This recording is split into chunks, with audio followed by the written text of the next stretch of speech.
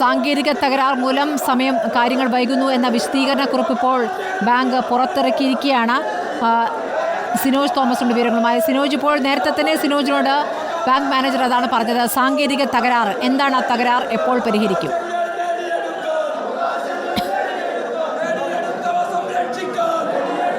സ്മൃതി, 1 മണിക്കൂർ കൊണ്ട് പരിഹരിക്കാൻ കഴിയുമെന്നാണ് ചീഫ് മാനേജർ പറഞ്ഞിരിക്കുന്നത്. അദ്ദേഹം കൂടുതൽ കാര്യങ്ങളൊന്നും അങ്ങ് വിട്ടു പറയുന്നില്ല. ചോദിക്കുന്ന സമയത്ത് സാങ്കേതിക തകരാറുണ്ട്, 1 മണിക്കൂർ കൊണ്ട് പരിഹരിക്കും, അതിനുശേഷം പരിഹാരം ഉണ്ടാകും, എല്ലാ വിവരങ്ങളും കിട്ടും, നിലവിലുള്ള EMI പിടിച്ചൊക്കെ തന്നെ എഴുതിത്തള്ളും അല്ലെങ്കിൽ തിരിച്ചു നൽകുമെന്നൊക്കെ തന്നെയാണ് അവർ പറയുന്നത്. ഇപ്പോൾ രേഖാമൂലം നൽകിയിരിക്കുന്ന വിശദീകരണത്തിൽ പറഞ്ഞതും കഴിഞ്ഞ ദിവസങ്ങളിൽ സർക്കാർ അനുവദിച്ച ധനസഹായത്തിൽ നിന്നും വായ്പയിലേക്ക് തുക ഓട്ടോമാറ്റിക്കായി കട്ട് ചെയ്യപ്പെടുന്ന സാഹചര്യം ഉണ്ടായത് തികച്ചും സാങ്കേതിക തകരാർ മൂലമാണ്. അതായത് EMI പിടിക്കുന്നത് നമുക്ക് എല്ലാവർക്കും അറിയാം, കമ്പ്യൂട്ടർ സിസ്റ്റമാണ്. അത് ഓട്ടോമാറ്റിക്കായിട്ട് ഡേറ്റ ആകുമ്പോൾ തീയതി വരുമ്പോൾ കട്ടാവും. അങ്ങനെ വന്നത് സാങ്കേതിക തകരാർ മൂലമെന്ന ഒരു വിശദീകരണമാണ് നടക്കുന്നത്. അത് ബാങ്കിനും അറിയാം, എല്ലാവർക്കും അറിയാം. പക്ഷേ അതിന് സാങ്കേതിക തകരാറെന്ന് വിളിക്കാൻ കഴിയില്ല. അത് ഓട്ടോമാറ്റിക്കായിട്ട് സെറ്റ് ചെയ്ത് വെച്ചിരിക്കുന്നതാണ്. അത് കൃത്യം ഡേറ്റും സമയമാകുമ്പോൾ ഓട്ടോമാറ്റിക്കായിട്ട് അക്കൗണ്ടിൽ നിന്ന് കട്ടായിപ്പോൾ അങ്ങനെ ഉണ്ടാകാതിരിക്കാൻ വേണ്ടി ബാങ്ക് ശ്രദ്ധിക്കണമായിരുന്നു.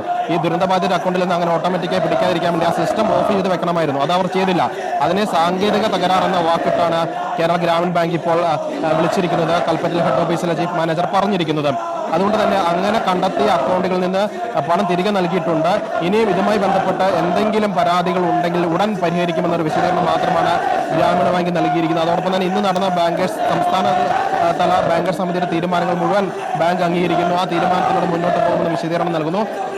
അപ്പോഴും എത്ര പേരുടെ EMI പിടിച്ചു, വായ്പാ തിരിച്ചടവ് പിടിച്ചു എന്ന കാര്യത്തിൽ ഒരു വ്യക്തത വരുത്താൻ ബാങ്കിന് കഴിഞ്ഞിട്ടില്ല. അതായത് ചൂരൽമലയിൽ 2 ബാങ്കുകളാണുള്ളത്. ഒന്ന് കേരള ബാങ്കും മറ്റൊന്ന് കേരള ഗ്രാമീൺ ബാങ്കും. അതിൽ കേരള ബാങ്ക് ലോൺ മുഴുവൻ എഴുതി തള്ളാമെന്ന് പ്രഖ്യാപിച്ചു കഴിഞ്ഞു. മറ്റൊരു ബാങ്ക് കേരള ഗ്രാമീൺ ബാങ്കാണ്. ചൂരൽമല ബ്രാഞ്ച് അവിടെ ഉരുൾപൊട്ടി നാശനഷ്ടമുണ്ടായി. സിനോജ്, ഇപ്പോൾ ഗ്രാമീൺ ബാങ്കിന്റെ വിശദീകരണ കുറിപ്പ് വന്നല്ലോ, ആ വിശദീകരണ കുറിപ്പ് ഒന്ന് വായിക്കാം.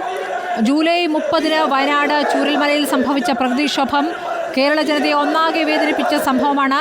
ദുരിത നിവാരണത്തിൽ നമ്മളെല്ലാവരും ഒറ്റക്കെട്ടായി പങ്കെടുത്തുകൊണ്ടിരിക്കുകയാണ്. വെള്ളരിമല വില്ലേജിലെ ഏക കൊമേഴ്ഷ്യൽ ബാങ്കായ കേരള ഗ്രാമീൺ ബാങ്ക് പ്രകൃതിക്ഷോഭത്തിൽ ഉൾപ്പെട്ട് പൂർണ്ണമായും നശിച്ചു പോയിട്ടുണ്ട്. അതായത് ബാങ്കിന്റെ ശാഖയും നശിച്ചിരിക്കുന്നു. ഈ സാഹചര്യത്തിൽ ചൂരൽമലയിലെ ജനങ്ങളുടെ സൗകര്യാർത്ഥം ശാഖ ഇപ്പോൾ കേരള ഗ്രാമീൺ ബാങ്ക് കൽപ്പറ്റ ശാഖയിൽ താൽക്കാലികമായി പ്രവർത്തിക്കുകയാണ്. കഴിഞ്ഞ ദിവസങ്ങളിൽ സർക്കാർ അനുവദിച്ച സഹായധനത്തിൽ നിന്നും വായ്പയിലേക്ക് തുക ഓട്ടോമാറ്റിക്കായി കട്ട് ചെയ്യപ്പെടുന്ന സാഹചര്യമുണ്ടായത് തികച്ചും സാങ്കേതിക തകരാർ മൂലമാണ്. പ്രസ്തുത വിവരം ശ്രദ്ധയിൽപ്പെട്ടപ്പോൾ തന്നെ ബാങ്ക് ഇപ്രകാരം പിടിച്ച തുക അക്കൗണ്ടിലേക്ക് തിരിച്ചു കൊടുത്തിട്ടുള്ളതാണ്. ഇത്തരമൊരു ദുരന്തത്തിൽ കേരള ഗ്രാമീൺ ബാങ്ക് നമ്മുടെ പ്രിയപ്പെട്ട ഇടപാടുകാരുടെ കൂടെ തന്നെയാണ്. ഇത് സംബന്ധിച്ച് തുടർന്നുണ്ടായ ഏത് പരാതിയും ബാങ്കോടെ തന്നെ പരിഹരിക്കുന്നതാണ്. ഇതാണ് പറഞ്ഞിരിക്കുന്നത്. ഇന്ന് SLBC സ്റ്റേറ്റ് ലെവൽ ബാങ്കേഴ്സ് സമിതി ഈ വിഷയം ചർച്ച ചെയ്യാനായി മീറ്റിംഗ് തിരുവനന്തപുരത്ത് വിളിച്ചു. അതിൽ കേരള ഗ്രാമീൺ ബാങ്ക് പ്രതിനിധികളും പങ്കെടുക്കുന്നു. യോഗത്തിൽ തീരുമാനിക്കുന്ന എല്ലാ ആശ്വാസ നടപടികളും ബാങ്ക് നടപ്പിൽ വരുത്തുന്നതാണ് എന്നാണ് ഈ വിശദീകരണക്കുറിപ്പിൽ പറയുന്നത്. ഈ ബാങ്കേഴ്സ് സമിതി യോഗത്തിൽ മുഖ്യമന്ത്രി കൃത്യമായി പറഞ്ഞിട്ടുണ്ട്, ഇപ്പോൾ ലോണുകൾ തിരിച്ചു പിടിക്കരുത് എന്ന്. അപ്പോൾ ഇത് സാങ്കേതികമായി സംഭവിച്ചതാണ്. അവരുടെ ബാങ്കിൻ്റെ ശാഖയും ചൂരൽമലയിൽ പൂർണ്ണമായും നശിച്ചു പോയിട്ടുണ്ട്. ഇതാണ് ബാങ്ക് മാനേജറുടെ വിശദീകരണം. ഈ വിശദീകരണത്തോട് അവിടെയുള്ള യുവജന സംഘടനകളുടെ പ്രതികരണമാണെന്ന് നമുക്കിനി അറിയേണ്ടത്. സിനോജ്,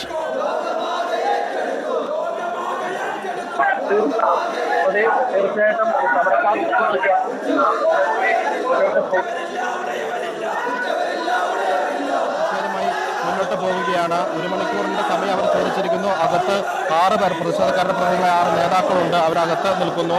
പോലീസ് സമരക്കാർ അകത്ത് കയറാതെ ഇവിടെ കാവൽ നിൽക്കുകയും ചെയ്യുന്നുണ്ട്. വലിയ പ്രതിഷേധം യൂത്ത് കോൺഗ്രസിന്റെ, യൂത്ത് ലീഗിന്റെ, ഡിവൈഎഫിന്റെ പ്രതിഷേധം താഴെയും മുകളിലുമായിട്ട് നടന്നുകൊണ്ടിരിക്കുകയാണ്. അകത്ത് ഈ സാങ്കേതിക തകരാർ പരിഹരിച്ച് എത്രയും വേഗം ഇതിന്റെ വിവരങ്ങൾ എടുക്കാനുള്ള ശ്രമം ബാങ്ക് അധികൃതർ നടത്തുന്നുണ്ട്. നേരത്തെ പറഞ്ഞതുപോലെ ഇത് ഇത്ര അധികം നീണ്ടുപോകാൻ ഒരിക്കലും പാടില്ലായിരുന്നു. ഇങ്ങനെ അപകടമുണ്ടായ അതേ ജില്ലയിലെ അതേ ബ്രാഞ്ച്, ചൂരൽമലയിലെ ബ്രാഞ്ചാണ് ഈ ബാങ്ക് എന്ന് പറയുന്നത്. അവർ കുറച്ച് കരുതൽ സ്വീകരിക്കേണ്ട